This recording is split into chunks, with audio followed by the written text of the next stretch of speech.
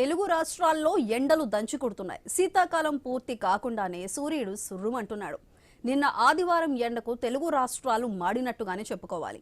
తెల్లవారుజామున చలిగా ఉంటున్నా పొద్దెక్కగానే ఎంట మంట తప్పటం లేదు.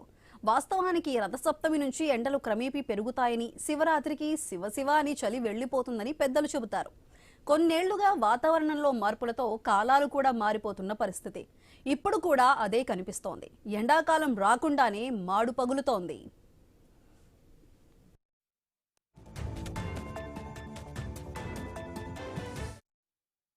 నాన్ మెట్రో సిటీల్లో అత్యధిక ఉష్ణోగ్రతలు నమోదవుతున్నట్లు పలు అధ్యయనాలు చెబుతున్నాయి. పలు పెద్ద పట్టణాల్లో ఏటా వేడి వాతావరణం పెరుగుతోంది. వీటిల్లో తెలంగాణలోని ఖమ్మం కూడా ఉంది.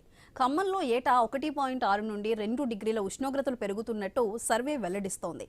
ఈ అధ్యయనం చేసింది బ్రిటన్లోని ఈస్ట్ ఆంగ్లియా విశ్వవిద్యాలయానికి చెందిన పరిశోధకులు. అత్యధిక ఉష్ణోగ్రతలు నమోదుకు కారణం భూతాపం. గ్రామీణ ప్రాంతాలతో పోలిస్తే నాన్ మెట్రోపాలిటన్ సిటీలు త్వరగా వేడెక్కుతున్నట్టు సర్వేలో పేర్కొన్నారు.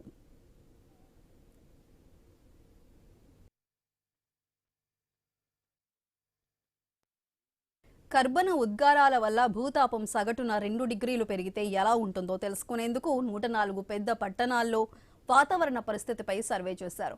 మన దేశంలో 3 లక్షల నుంచి 10 లక్షల మధ్య జనాభా ఉన్న 18 ప్రాంతాలను ఎంపిక చేశారు. ఈ జాబితాలో తెలంగాణలోని ఖమ్మం ఉంది. ఖమ్మం చుట్టుపక్కల పల్లెలతో పోలిస్తే ఖమ్మం చాలా వేడెక్కుతోందన్నది పరిశోధకుల మాట. ఈ ప్రభావంతో ఆయా పెద్ద పట్టణాల్లో వడగాలుల తీవ్రత పెరిగే అవకాశం ఉంది.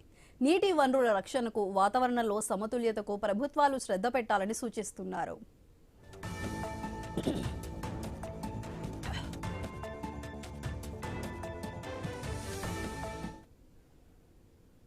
ఉపాధి, చదువు, ఇతర కారణాల వల్ల పట్టణాలకు వలసలు పెరుగుతున్నాయి. దీంతో పట్టణాలు, నగరాలు అర్బన్ హీట్ ఐలాండ్లుగా మారిపోతున్నాయి. సిటీల్లో భూ ఉపరితల ఉష్ణోగ్రత పెరగటానికి ఇదే కారణం. ప్రపంచ జనాభాలో సగానికి పైగా పట్టణ ప్రాంతాల్లోనే నివసిస్తున్నట్లు 8 ఏళ్ల క్రితమే, అంటే 2018లోనే అంచనా వేశారు. 2050 నాటికి 68% పెరుగుతుందని మరో అంచనా ఉంది. నగర పరిధి ఎంత విస్తరిస్తే వేడి ముప్పు అంత పెరిగినట్టే.